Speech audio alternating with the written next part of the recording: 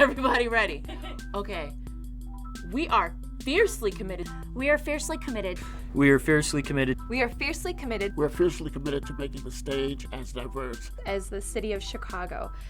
Presenting new voices from inadequately represented communities. And recasting classic works to showcase their contemporary relevance.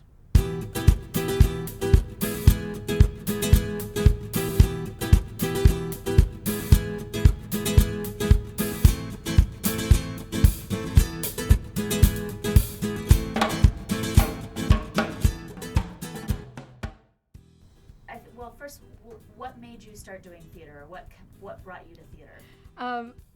English is my second language, and I remember this so vividly. I had to run a message to another teacher asking what time the pep rally was, and I couldn't say pep rally. So I showed her, this is a pep rally, and this is what I'm trying to, this is the message that I'm trying to, to give you. And I realized, later in life, much later in life, that was theater, showing this gesture. And I guess that was the language that I learned, that I spoke, that I understood, and I stayed with it.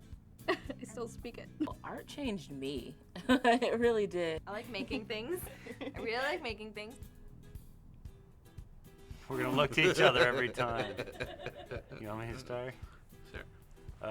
I like storytelling, and I like stories. I've always been absolutely, totally, completely fascinated with storytelling. Listening to stories, telling stories, creating stories from scratch. I remember when I first figured out you could do that, it just blew my mind away. What? You can just make up the plot of life?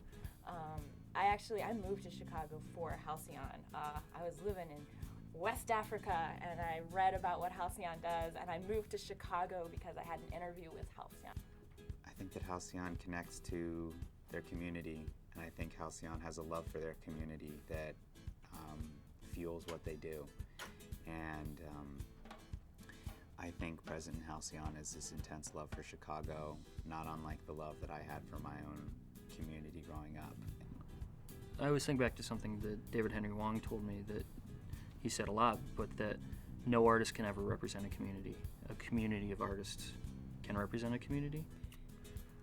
I don't know. I feel like it was the first time I heard you guys say that if there's anything that any of us are scared to do, be very careful about telling that to you guys, because you guys will make us do that on stage in front of a large amount of people and follow our fears to the natural conclusion of being petrified and embarrassed and ashamed, but then ultimately getting past that and being enlightened and making great art. I don't want to just hear one story. I know my story. I don't know your story. Everybody has a voice. Everybody needs to find their voice. And it's interesting because, especially I kind of think of theater kind of like church. You have to find what, in terms of your outlet, you have to find what speaks to you, what feeds your spirit. Last year in the CX series, which is one of my favorite programs that we do, and it has this great kind of family people feel where everybody comes, and you were there, Jen, and you were serving everybody wine, and we have a lot of different artists who come, and it's kind of a cabaret style performance. And there were some artists there who were doing a puppet show, and your son Tony Jr. was in the audience, and the performers started interacting with Tony, and they were having this back and forth, and he was getting so excited. He was so happy to be there, and he was so engaged with what was going on stage, and it felt like we were all part of the show. It felt like we were in a big living room, and this was all our family were around us, and we were just interacting with these artists in that way, and I'd never been a part of a theater experience before where I'd felt that way. When you see art, whether it's a visual art or performing art, you're connected in a way, a very base human way that you really can't understand, and you're usually connected with someone from another era or another culture or another geographic location, and you can't understand what part of it is art.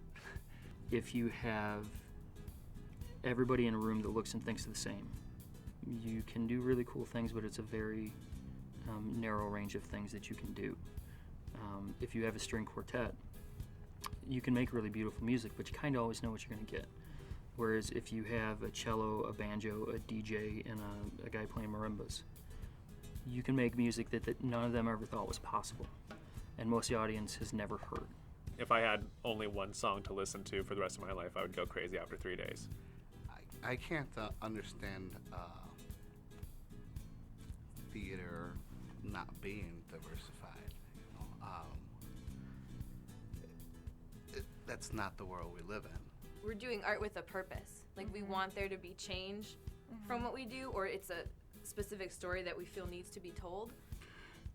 All we can do is just to keep putting the work out and hope that people basically come to see the work, understand the work, try to understand the work, ask questions, and see the importance of diversity and see that we all bleed red. It's the city of Chicago. The city of Chicago. City of Chicago. It's the city of Chicago. The city of Chicago. It's the city of Chicago. The city of Chicago.